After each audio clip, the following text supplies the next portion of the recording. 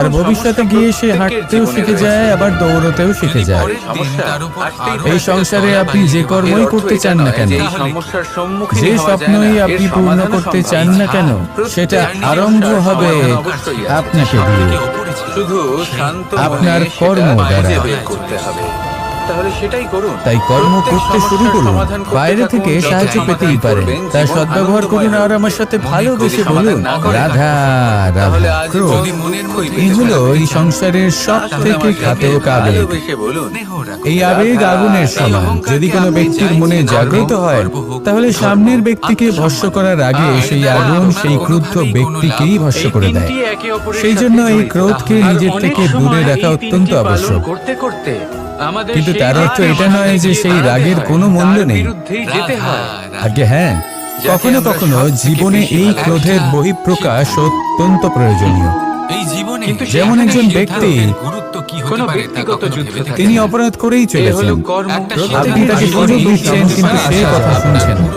সেই বিভ্রান্তি নিয়ে জীবন অতিবাহিত করছে যে সে যেটা করছে সেটাই হলো উচিত, আর এটাই ভেবে সে অধর্মের পথে অগ্রসর হচ্ছে। এমন একটা সময় ক্রোধের বহিঃপ্রকাশ অত্যন্ত প্রয়োজনীয়। যেমন শ্রীরাম ক্রুদ্ধ হয়েছিলেন, উনি অগ্নিবাণ সাধন করেছিলেন সাগরের প্রতি, কারণ সাগর নিজের অহংকারে মত্ত হয়ে কিছুতেই শ্রীরামকে লঙ্কা পর্যন্ত পৌঁছানোর পথ খুঁজে দিচ্ছিল। যখন শ্রীরাম ক্রুদ্ধ হলেন, তখন সাগর ওনাকে পথ দেখালেন। ক্রোধ প্রকাশ করুন, কিন্তু উচিত সময়, উচিত পরিস্থিতিতে, উচিত মাত্রাতে। আর কখনোই এই ক্রোধের আবেগ যেন আপনাকে নিয়ন্ত্রণ না করতে পারে। আসুন আমার সাথে ভালোবেসে বলুন, রাধা রাধা। প্রত্যেক মানুষ জীবনযাপন করেন, কিন্তু প্রত্যেক মানুষ বেঁচে থাকার রসদ জোগাড় করতে পারেন না। তাই যে কোনো সমস্যার সমাধান তাহলে কি করা যায়? জীবনের রসদ কিভাবে জোগাড় করা যায়? কিভাবে আমাদের চেষ্টা করে যাওয়া উচিত, আমাদের কি করা উচিত? কিছু কাজ আছে যেগুলো আপনাদের করতে হবে। রাধা সর্বপ্রথম জীবনে যখনই কোনো সমস্যা আসবে, তখন নিরপেক্ষভাবে তার সম্মুখীন হন। তা সে যে সমস্যাই সেটা সমাধান করার জন্য আপনাকে শুভ পথ নির্বাচন করতেই হবে। তারপরে যদি আপনার হাতে কখনো ক্ষমতা আসে, সেই মুহূর্তে আরো বেশি বিনম্র থাকতে হবে। আপনি ধন অর্জন করলে তখন অহংকার জাগ্রত হতে দিলে চলবে না। আপনি যদি শক্তিশালী হয়ে ওঠেন, তাও অহংকার জাগ্রত হলে চলবে না।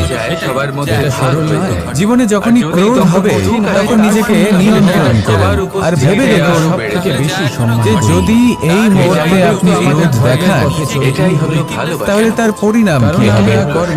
এর ফলে কি কিছু শুভ ঘটনা ঘটবে নাকি অশুভ কিছু ঘটবে? শুধু এই কটা কাজ নিজেদের জীবনে আত্মসাৎ করুন, জীবন যাপন অত্যন্ত সহজ হয়ে যাবে। আসুন আমার সাথে ভালোবেসে বলুন, রাধা রাধা।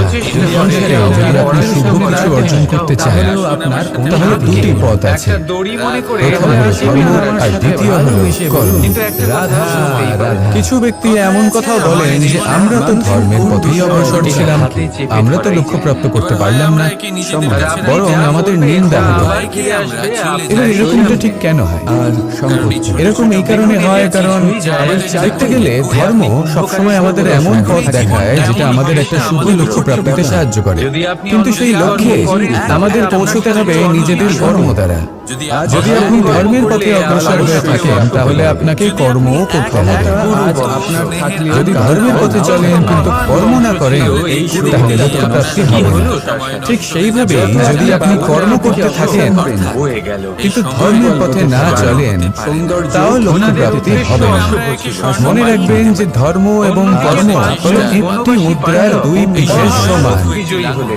এদের নিজের জীবনে আত্মসাৎ করুন এবং অগ্রসর হন। এই সংসারের প্রত্যেক লক্ষ্য আপনার হবে। আসুন আমার সাথে ভালোবেসে বলুন, রাধা রাধা। আমরা সবাই জীবনের কামনা করি, কেউ ধন সম্পত্তির কামনা করি, তাহলে কেউ আসুন ভালোবাসার, আমার সাথে ভালোবেসে কেউ বন্ধুদের, কেউ নাম, খ্যাতি আদি ইত্যাদি। জীবনে এমন কিছু কাজ এগুলো লাভ করার জন্য আমরা করেছি চেষ্টা করতে থাকি, পরিশ্রম করতে থাকি।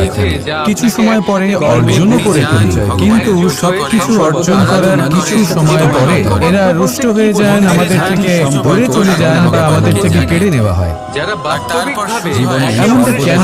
কাজ করেন, আমি তাদের কথা এমনটা এই কারণে হয় কারণ মানুষের একটা দুর্বলতা আছে। কোনো কিছুই অর্জন করার পরে আস্তে আস্তে সে তার মূল্য, তার গুরুত্ব ভুলে যায়, তার জন্য চেষ্টা করা ছেড়ে দেয়। আর এটাই হলো সব থেকে বড় সমস্যা।